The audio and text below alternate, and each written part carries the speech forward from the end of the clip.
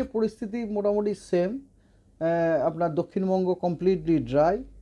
উত্তরবঙ্গেরও কেবলমাত্র উত্তরের 5টা জেলাতেই হালকা মাঝারি বৃষ্টিপাত কিছু কিছু জায়গায় হতে পারে, বাকি সব জায়গায় ড্রাই।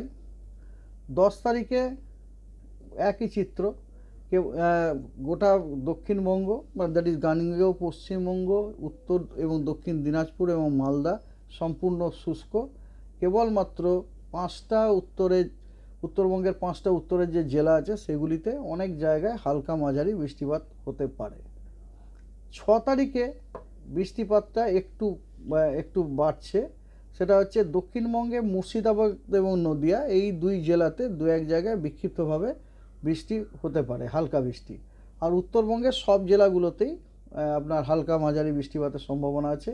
তার মধ্যে উত্তরের জেলাগুলোতে অনেক জায়গাতে হওয়ার সম্ভাবনা আছে এবং বাকি জেলাগুলি দিনাজপুর এবং মালদাতে 2-1 জায়গায় বিক্ষিপ্তভাবে হালকা মাঝারি বৃষ্টিপাত হতে পারে।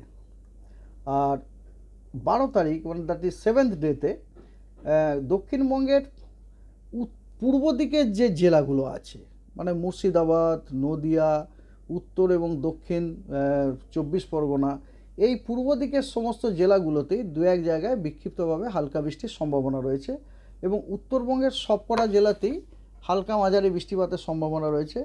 উত্তরের জেলাগুলো দ্যাট ইজ দার্জিলিং, জলপাইগুড়ি, কালিম্পং, কোচবিহার, আলিপুরদুয়ার, এই জেলাগুলিতে অনেক জায়গাতেই হালকা মাঝারি বৃষ্টিপাত হওয়ার সম্ভাবনা আছে এবং উত্তরবঙ্গের অন্য জেলাগুলিতে বিক্ষিপ্তভাবে 2-1 জায়গায় হালকা মাঝারি বৃষ্টিপাত হওয়ার সম্ভাবনা আছে।